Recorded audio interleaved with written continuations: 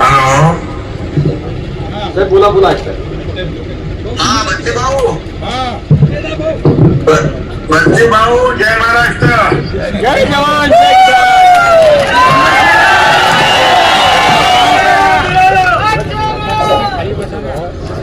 बच्चे भावांचा विजय असो.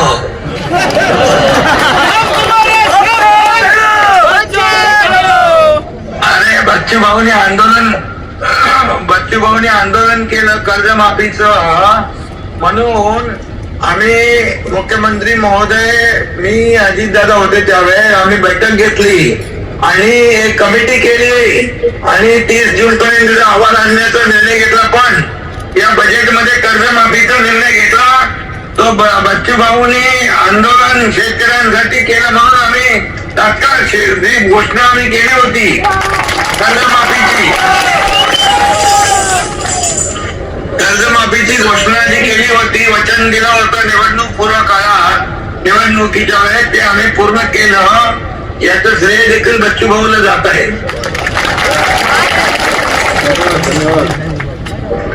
आणि बाकी आरोग्य, उद्योग, पाणी पुरवठा, आरोग्य मंत्री पण तिकडे गेले, उद्योग मंत्री पण तुमच्याकडे आहेत आणि पाणी पुरवठ्याचे गुलाबराव पाटील आणि काही विषय जे रोजगार हमी योजनेचे आहेत ते देखील आपले मंत्री सोडवतील.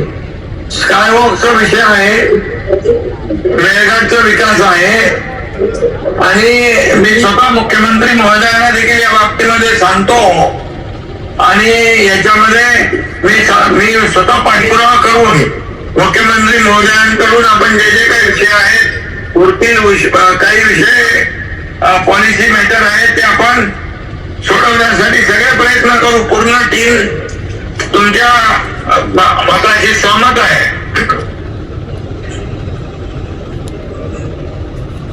मला वाटतं सिडको पण आपल्याकडे आहे, चिखलदराचा सिडकोचा आणि काय वाजता हाय.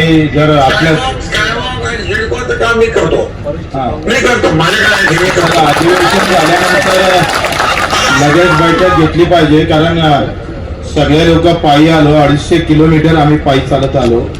आमचा तुमच्यावर विश्वास आहे. कर्जमाफीची तुमची भूमिका या शेतकऱ्याच्या डोळ्यातली आसू पुसण्याची होती, पण आता मेळघाटचे पण आसू तुम्हाला पुसावं लागेल. अशी तुम्ही मला सगळ्यांना एकदा हमी दिली तर अधिक त्यांना थोडं. बिलकुल बघा, सरकार आहे, तुमचं सरकार आहे, शेतकऱ्याचं आहे, सर्वसामान्यांचा आहे. त्यामुळे मेळघाटचा विकास, मेळघाटला मी आरोग्य मंत्री होतो तेव्हा गेलो होतो आणि मला तिकडची जाणीव आहे त्या भागाचा विकास आपल्याला करण्याची आवश्यकता आहे. आणि एक आपण हे अधिवेशन संपलं की मुख्यमंत्र्यांच्या सोबत एक बैठक लावून टाकू आणि बाकी ज्या ज्या मंत्र्यांकडे विषय आहेत त्या मंत्र्यांकडून सोडून घेऊ. धन्यवाद. ओके ओके, धन्यवाद.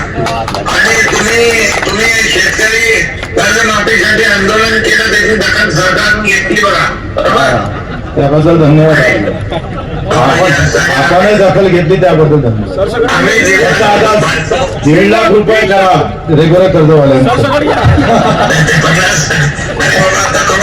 थोडं दबाने घेऊया.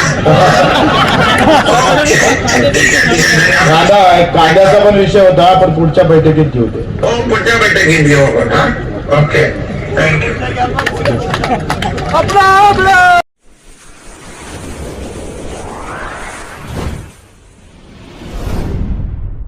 वीर महाराष्ट्र न्यूज चॅनलला लाईक आणि सबस्क्राईब करा.